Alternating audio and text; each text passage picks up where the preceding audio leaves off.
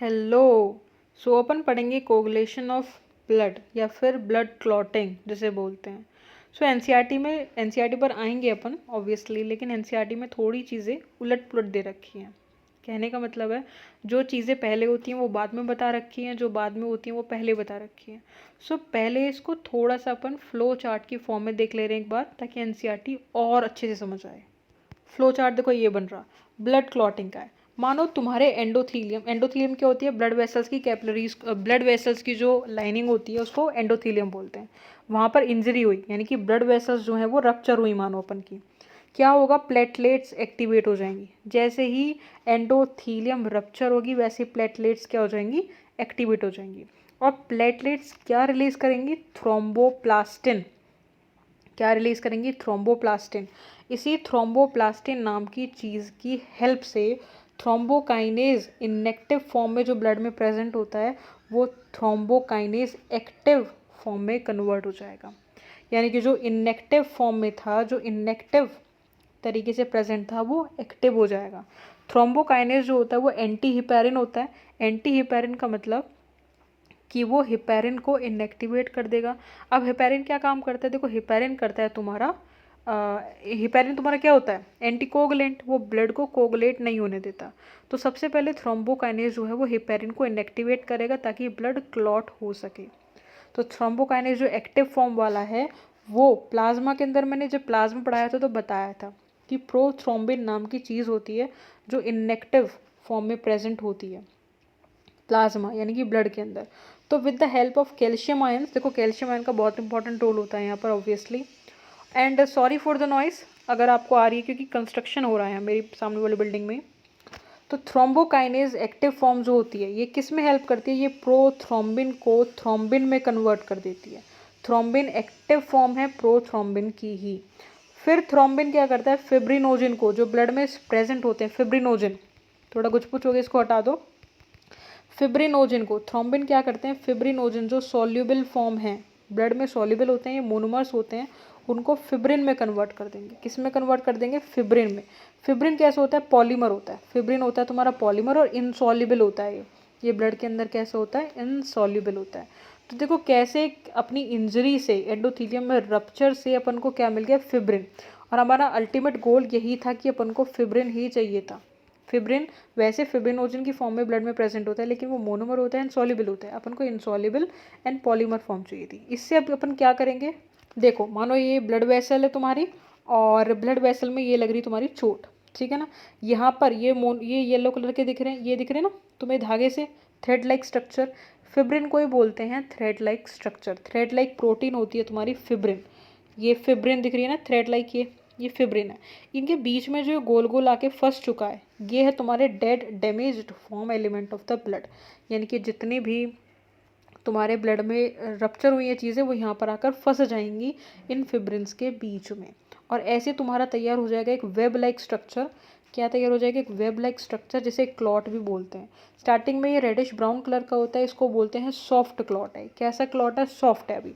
लेकिन जैसे ही ये एयर की कांटेक्ट में आता है ये कन्वर्ट हो जाता है हार्ड क्लॉट के अंदर, और उसके बाद वहाँ से ब्लड का फ्लो बिल्कुल ही रुक जाता है। तो ये है ब्लड क्लॉटिंग का पूरा फ्लो चार्ट, ठीक है ना।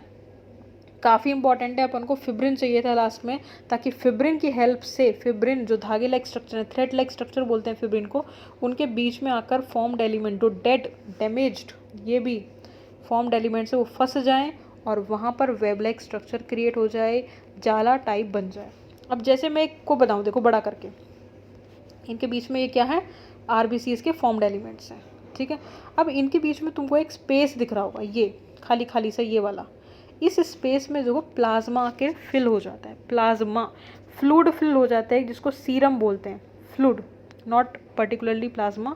यहाँ पे आते हैं प्लाज्मा, ये एनसीईआरटी से बिल्कुल आउट ऑफ है। यहाँ पर एंटीबॉडीज़ भी ट्रैप्ड हो जाती हैं कभी कभी, एंड अदरवाइज यहाँ पर कोई फ्लूड आके ट्रैप्ड हो जाएगा। This is not compulsory to रट्टाफिकेशन ऑफ इट। ऐसा ज़रूरी नहीं कि इसका रट्टा करो, सिर्फ इतना देख लो कि fibrin plus dead damaged element तुम्हारा वेब लाइक स्ट्रक्चर बनाते हैं जिसे क्लॉट बोलते हैं। बाकी ये तुम्हारा फ्लो चार्ट है ही। फ्लो चार्ट क्या बोल रहा है कि सबसे पहले तुम्हारी ब्लड क्लॉटिंग, में एंडोथीलियम के रप्चर से स्टार्टिंग होगी। देन प्लेटलेट्स क्या रिलीज करेंगी, थ्रोम्बोप्लास्टिन, जो थ्रोम्बोकाइनेज को इनएक्टिव फॉर्म से एक्टिव फॉर्म में कन्वर्ट कर देगा, जो हेपेरिन को इनएक्टिव करेगा ताकि ब्लड का कोगुलेशन हो सके। यही थ्रोम्बोकाइनेज आगे प्रोथ्रोम्बिन को थ्रोम्बिन में कन्वर्ट कर देगा, थ्रोम्बिन को फिब्रिनोजिन, थ्रोम्बिन क्या करेगा, फिब्रिनोजिन को फिब्रिन में कन्वर्ट कर देगा। और आगे अपन देख लिए। अब अपन आ रहे हैं एनसीईआरटी पे। अब ये अच्छे से समझ आएगी। You know that when you cut your finger or hurt yourself your wound does not continue to bleed for a long time. हाँ, ऐसा तो नहीं है, खून बहता रहेगा। यूजुअली जो खून बहना है वो रुक जाता है आफ्टर सम टाइम। ऐसा क्यों होता है, क्योंकि हमारे ब्लड के पास एक कोगुलेशन मैकेनिज्म होती है, क्लॉटिंग फीचर होता है एक, इन रिस्पॉन्स टू इंजरी या फिर ट्रॉमा। अच्छा, ये जो जितने भी स्टेप्स अपन ने पढ़े ना, तो इनको बोलते हैं कैस्केड सिस्टम, है ना, कैस्केड सिस्टम बोलते हैं इसको। Sequence of response to stop bleeding is known as cascade system. और पूरे 13 क्लॉटिंग फैक्टर होते हैं, 13। रिमेंबर द नंबर 13, क्योंकि ये कई कोचिंग के कोई टेस्ट सीरीज में पूछ लेते हैं कभी कभी। This is the mechanism to prevent excessive loss of blood from the body. इससे बॉडी के एक्सेसिव लॉस ऑफ ब्लड को अपन रोक सकते हैं। You would have observed a dark reddish brown scum. देखो ये मैंने बताया, मैंने बोला ना, इन्होंने सबसे पहले स्टार्टिंग ही किससे करी है, डार्क रेडिश ब्राउन स्कम से, जो अपन ने बिल्कुल लास्ट में बनाया था, फिब्रिन और डेड एलिमेंट से, formed at the site of cut or injury over a period of time. क्या बोला इन्होंने, इसको अपन क्या बोलते हैं, क्लॉट। ये किसके लिए यूज़ किया है, रेडिश ब्राउन स्कम किसके लिए यूज़ हुआ है वर्ड, क्लॉट के लिए। देखो लिख रहा है, इट इज क्लॉट और coagulum formed mainly of a network of threads, यानी कि fibrin, in which dead and damaged form elements of the blood are trapped. इन्होंने सबसे लास्ट से पहले स्टार्टिंग करी है। अब इन्होंने बताया कि फिब्रिन कैसे बनते हैं, तो इन्होंने बता रखा है कि फिब्रिन कैसे बनते हैं। Fibrin are formed by conversion of inactive fibrinogen in the plasma by the enzyme thrombin. इन्होंने बता रखा है कि थ्रोम्बिन की हेल्प से जो फिब्रिनोजन इनएक्टिव फॉर्म में प्लाज्मा में प्रेजेंट थे वो एक्टिव हो जाते हैं, फिब्रिन में कन्वर्ट हो जाते हैं। थ्रोम्बिन कैसे बनता है, अब thrombin in term formed from another inactive substance present in plasma, prothrombin. देखो यही मैं बता रही थी स्टार्टिंग में जब प्लाज्मा पढ़ाया था मैंने, कि प्रोथ्रोम्बिन इनएक्टिव फॉर्म में प्लाज्मा में प्रेजेंट होता है। इसी से बनता है फिर तुम्हारा thrombin active form, and enzyme complex thrombokinase is required for the above reaction. और प्रोथ्रोम्बिन को, यह भी कॉम्प्लेक्स लग रहा होगा, टेबल सामने रखो, बहुत ईजी लगेगी एनसीईआरटी की लाइन्स। प्रोथ्रोम्बिन को थ्रोम्बिन में कन्वर्ट करने के लिए कौन हेल्पफुल होता है, थ्रोम्बोकाइनेज, ठीक है ना। This complex is form by series of linked enzyme reaction, जिसको कैस्केड सिस्टम या कैस्केड प्रोसेस बोलते हैं, जिसके अंदर नंबर ऑफ फैक्टर्स इन्वॉल्व होते हैं। कितने नंबर, अगर मैं नंबर बोलूँ तो 13 इन्वॉल्व होते हैं इसके अंदर टोटल, ठीक है ना। In the plasma in inactive state, an injury or the trauma stimulates the platelets in the blood to release certain factors। कौन कौन से, थ्रोम्बोप्लास्टिन की बात हो रही है, क्योंकि एक्टिवेशन ऑफ प्लेटलेट से थ्रोम्बोप्लास्टिन रिलीज होते हैं, जो क्या एक्टिवेट करते हैं, कोगुलेशन की मैकेनिज्म को, क्योंकि थ्रोम्बोप्लास्टिन थ्रोम्बोकाइनेज इनएक्टिव को थ्रोम्बोकाइनेज एक्टिव में कन्वर्ट करते हैं। Certain factors also released by the tissue at the site of injury also initiate coagulation। ठीक है, ये आगे की बात है।